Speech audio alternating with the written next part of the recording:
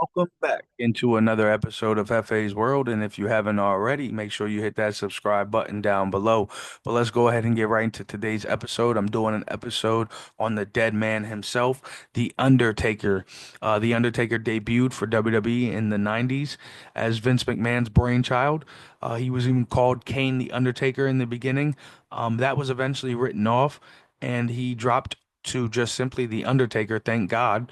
Um, in 1991, the streak would be born when he first defeated Jimmy the Superfly Snuka at WrestleMania. At 1994's Royal Rumble, Undertaker would get locked into a casket by Yokozuna, and then he was shown on the big screen, um, pronouncing that there will be a rebirth of himself, and he will not rest in peace. He would not appear for the next 7 months, however, and this would be the real birth of the Undertaker, the return of the dead man in 94 to 96.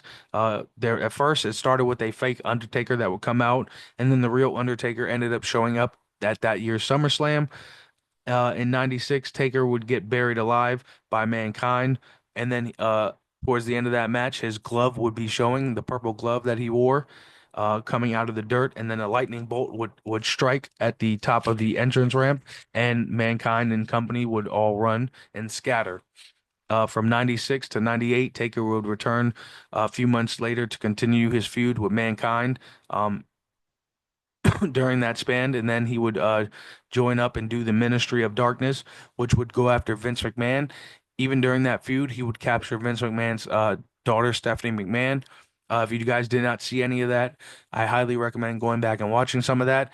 It was amazing, crazy work back in the day. At one point, Stephanie McMahon was even put on a cross.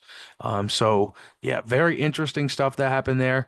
Eventually, though, it was disbanded, and Taker would eventually enter an unholy alliance with the Big Show.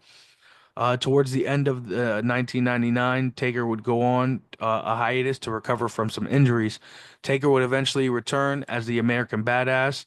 When asked about this, he was said that he had to change up his gimmick due to the changes in the wrestling scene, which you can't fault the man for that. He was 100% correct, and he withstood the test of time because of this. Um, However, Taker will return to his dead man gimmick in 2004 to 2007, where he would have various feuds with JBL, Randy Orton, and the Great Khali.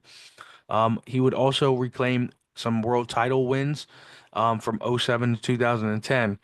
During his final years from 2011 to 2014, I'm sorry, during his final years of the streak to 2011 to 2014. Eventually in 2014, WrestleMania, Undertaker would have to go up against Brock Lesnar. And unfortunately, due to Vince McMahon, Brock Lesnar would shock the entire WWE universe by defeating The Undertaker and ending The Undertaker's WrestleMania streak.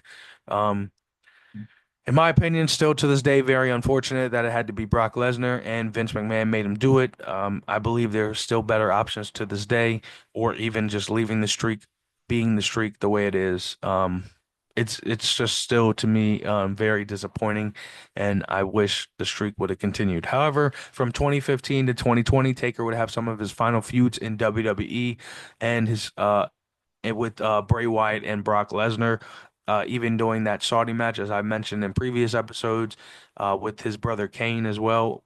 Uh, Taker would, however, wrestle his final match at WrestleMania against AJ Styles in a Boneyard match in which he would pick up the victory in. Since then, Undertaker has made sporadic appearances within the WWE, and he is now one of the coaches on the LFG show, Legends and Future Greats.